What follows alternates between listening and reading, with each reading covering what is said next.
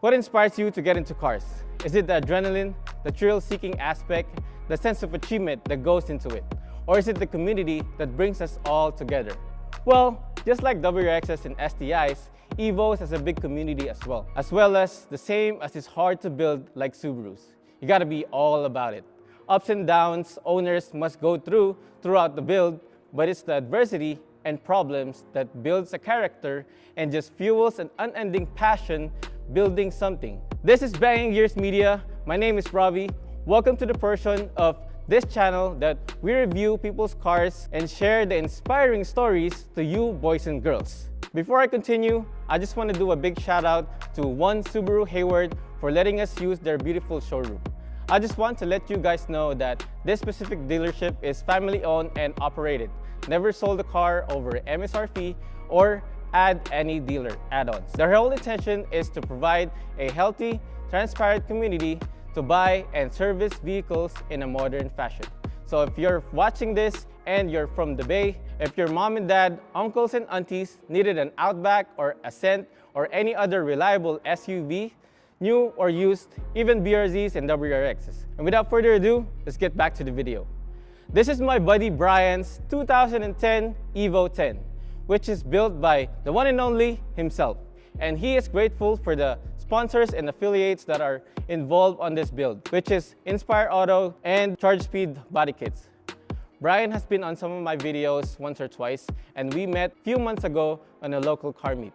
This full wide-body Mitsubishi EVO of him has been all over the car shows in the Bay, particularly Wekfest, Miso Fresh, Cali Creamin, and Race Wars.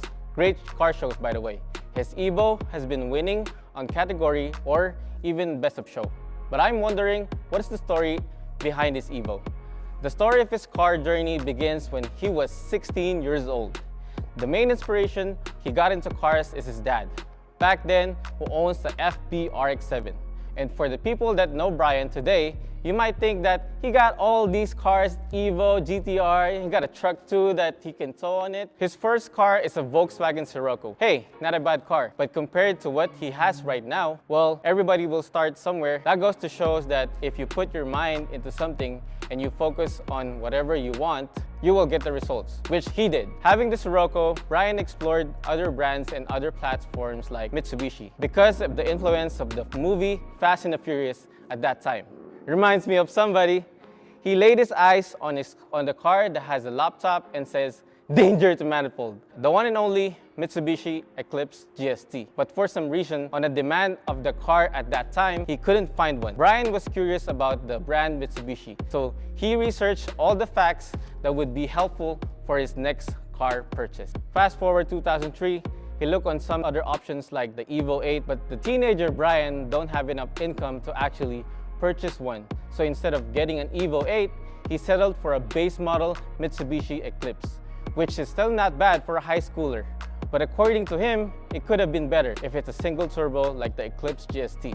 But even though the teenager Brian at that time was really hyped, ready to install all the mods that he can think of. Teenager Brian back then is like me when I got my hands on the Subi. Building the car, putting some bolt-ons, installing his first exhaust. But just like any other new car enthusiast, he made mistakes. Most of the time, he worked on it and installed something and it will break. It will be stored in the garage, and that's when he decided to go on trade school to learn on working on cars. I can only imagine at that time, early 2000s, where there's not much information, probably don't have YouTube tutorials back then. That's why I really have mad respect for the older car enthusiasts, the people that have been on the game, because they have to work to learn for their stuff. It's not as easy as nowadays that if you want to know something, you could just look it up on YouTube or forum. And fast forward to 2010, when he finally finished paying for it. And that's the time that he would have enough asset to finally afford the brand new Mitsubishi EVO 10. After a long backstory, this is the part when I talk about the actual car.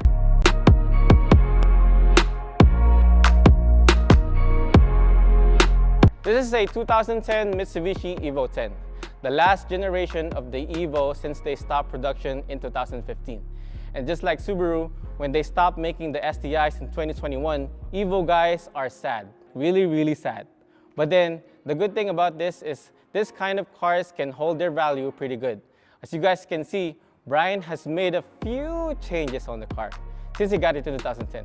The interior is very driver-focused, charge-speed bucket seats, Cusco D1 roll cage, a bunch of rare parts like the Vertex steering wheel, Takata 4-point harness, Bride shift boot, and a Cusco carbon fiber adjustable bar. On the exterior, it's a custom paint covered with khaki cool gray all over, even on the engine bay. And of course, probably the most significant mod of this Evo, the full catalog of charge-speed body kits products such as front bumper, rear bumper, side skirt, molded wide body, rear and front fenders, and a Voltex GT wing. This Evo is purposely built for shows and exhibits, but believe it or not, the earlier years of this car, Brian built it for him to race it on a drag strip. Not until when he kept breaking expensive parts like the transfer case, clutch, and everything else. And it gets so expensive, so he thought about transitioning and give back to the culture as a show car. It's being held up by an Airlift Performance 3H air suspension with a 5-gallon airlift tank and a work wheels, VSXX wheels wrapped up with the Yokohama Advance. And now let's get into the spicy part, which is the heart of this aggressive Evo 10. Though it's built for show, this car is no bark, no bite at all. Rawr.